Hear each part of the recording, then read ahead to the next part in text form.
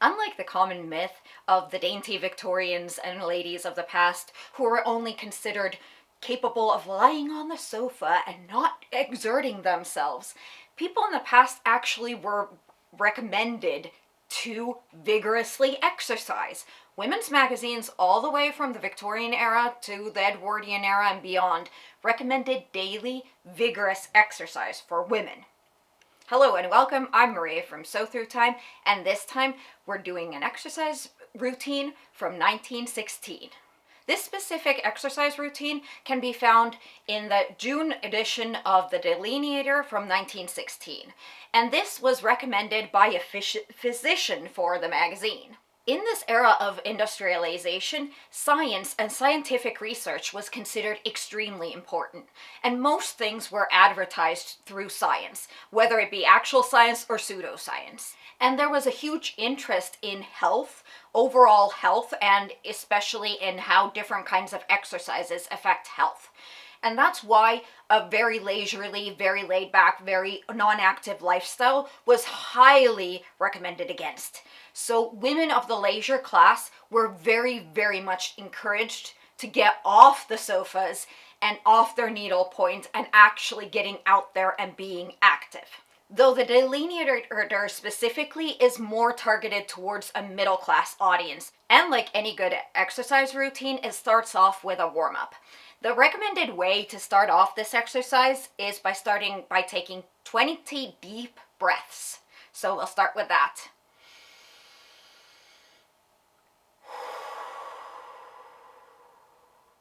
And after the breaths, we start by running in place for 10 minutes. I'm probably not going to do 10 minutes because, quite frankly, I think I'll be exhausted after that, but we'll see.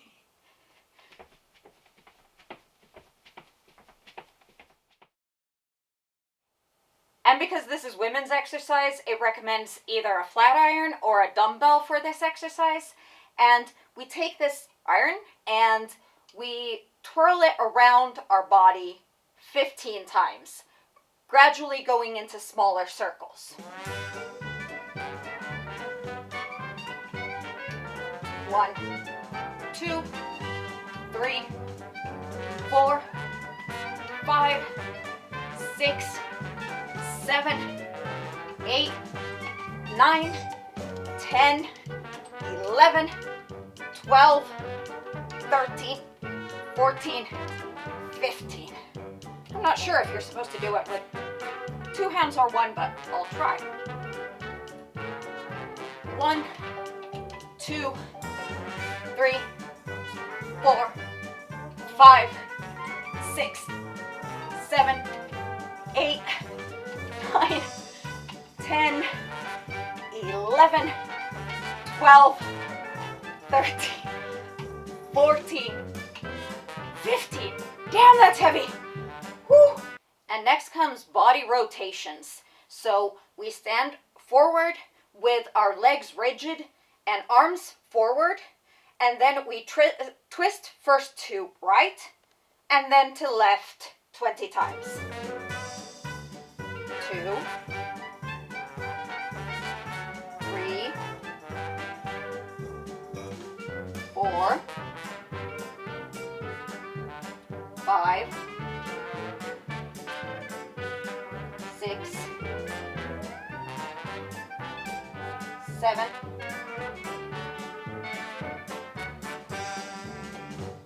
8, 9, 10, 11,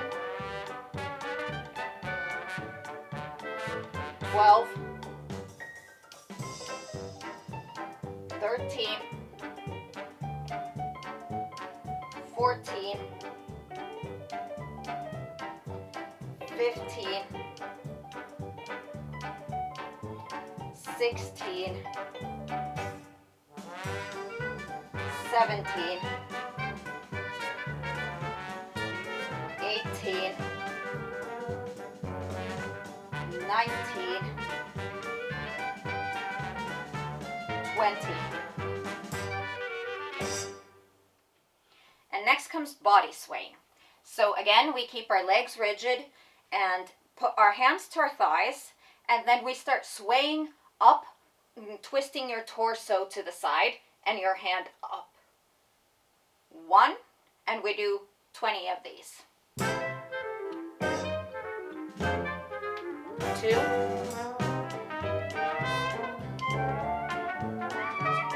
3. In general, this exercise seems to be a combination 4, of flexibility, mobility, and a lot of balance, with some strength exercises thrown in for 5. good measure. I'd say this exercise is good as counteractive for a more stationary lifestyle 6. in modern use, rather than a really intensive workout. But then again, 7. that wasn't their goal, really. They warned against exercising in a way that fatigues you. They were very concerned that fatiguing yourself in exercise is not a good thing, but rather you're supposed to be vigorated by your exercise. And for that, this definitely is good. Like, this is definitely, if you've been sitting down all day, this is definitely going to give you more energy, and this is definitely going to wake up those muscles and stretch them in a very dynamic way. 13. You're more than likely going to have some sore muscles if you're not used to this type of exercise, 14. or if you're even used to like more modern day 15. weightlifting or something like that. 16. 17. 18. 19. 20. And next comes body bending. And again, knees rigid, legs rigid. And this time there is 2 options. The one is for the more beginner and the other one is for the more advanced. And this is supposed to be bending forward straight. You can start it by the easier version of hands down in front of you, and then you just bend straight forward, keeping your back straight towards the floor, wherever you go naturally, and then again with a rigid back up. For the more advanced version, you can do the same, but keeping your arms behind your back, so that then this requires a bit more from your core muscles.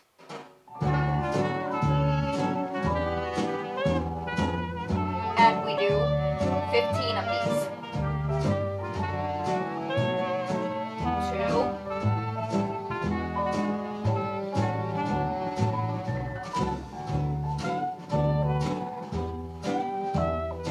3.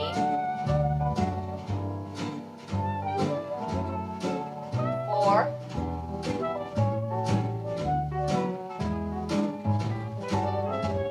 5.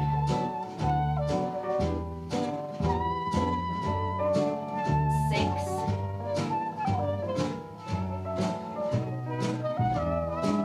7.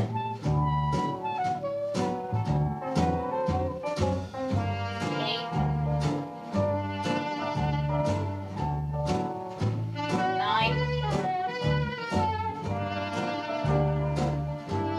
10.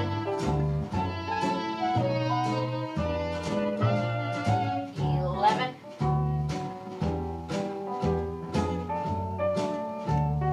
12. 13. 14. And 15. And next comes an leg exercise, but this is definitely also a core exercise, because again, we're keeping the legs rigid and knees rigid, and we're not taking hold of a table, but instead we're putting just our arms to our waist, and with our core strength holding our body straight, and we're kicking our legs laterally. First one leg, then the other, and we're doing 15 repeats of both. 1. And this is the point 2. where I get a cramp on my leg, on my 3. arch. Can you tell? 4. 5. 6. 7. 8. 9, 10, 11, 12, 13,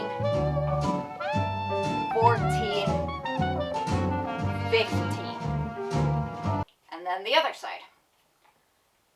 And we have a leg cramp. 1.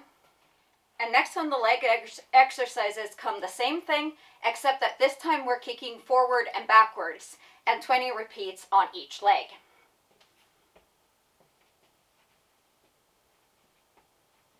And I'm trying not to kick the table this time.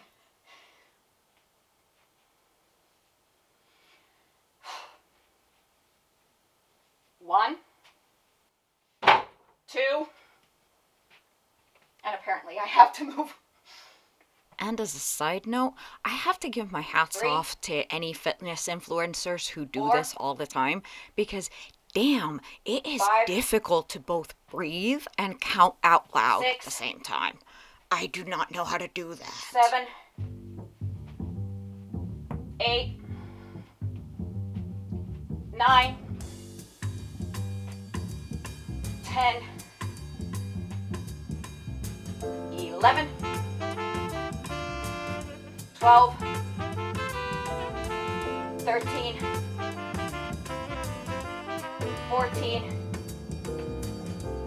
15, 16, 17, 18, 19, 20.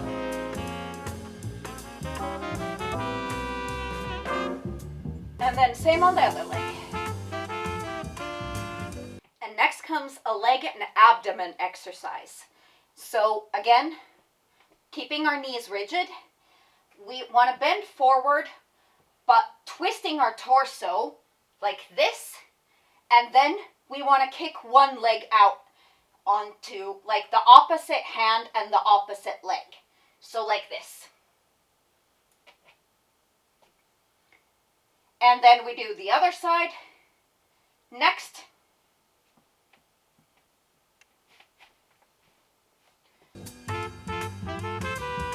One, 2,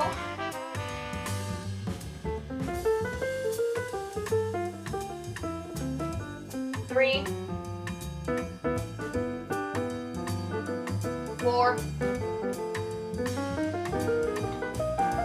5, 6, 7, 8, 9, 10, 11, 12, 13, 14, 15, 16, 17, 18, 19, 20. And next comes again an abdomen reduction one. And this is, you lay on your back with your legs rigid in front of you, and then you lift one at a time up to a 90-degree angle, and then together down. And again, 15 of these. 2,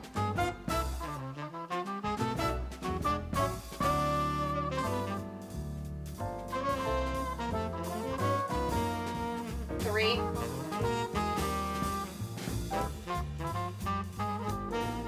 4,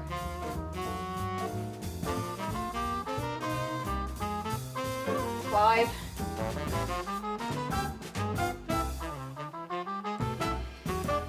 6,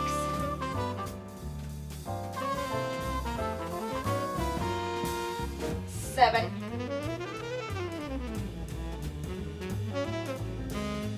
8,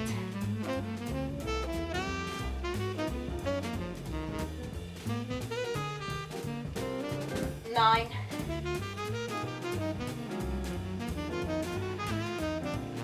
10,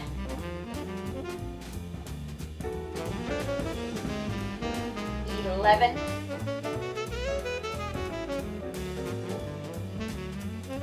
12,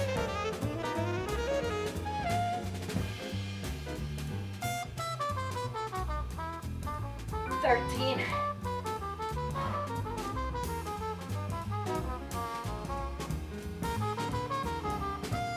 14,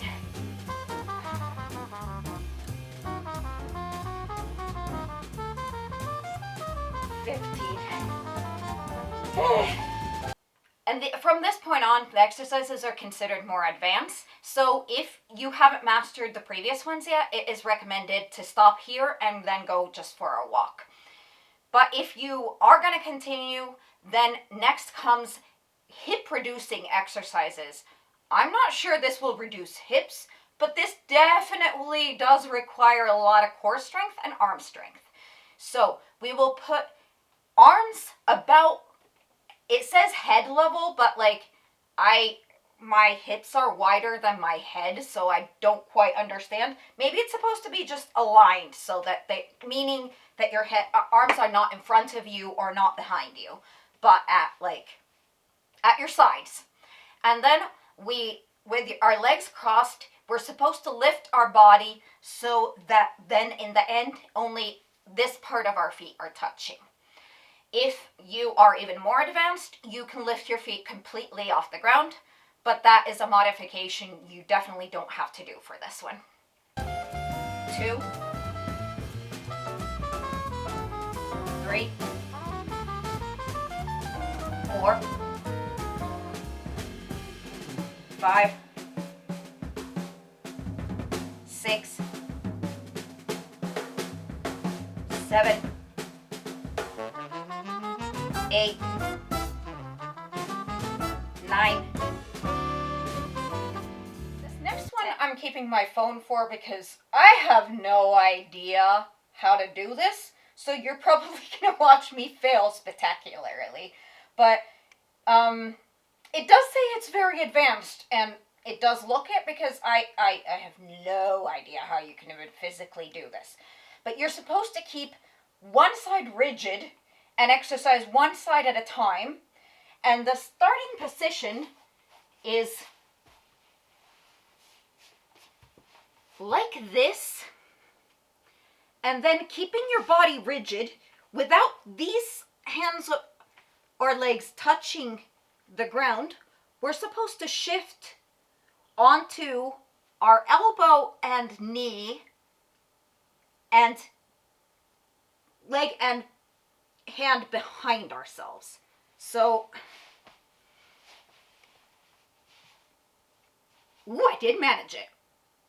And then from here, we're supposed to get up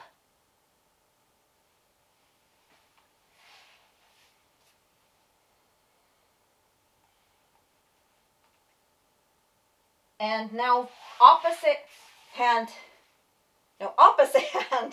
and leg forward.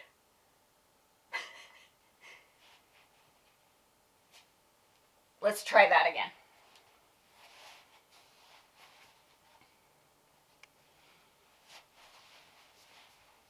So onto our side, holding leg back,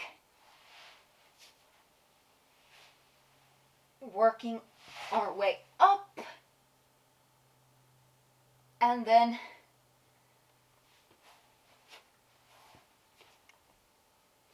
an opposite hand and foot in front. And lastly, we go for a walk for 2 to 4 miles.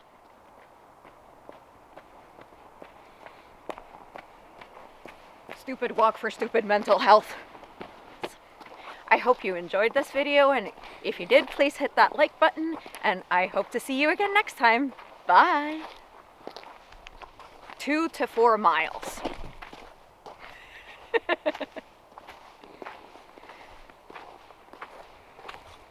I hope you enjoyed this video, and if you didn't,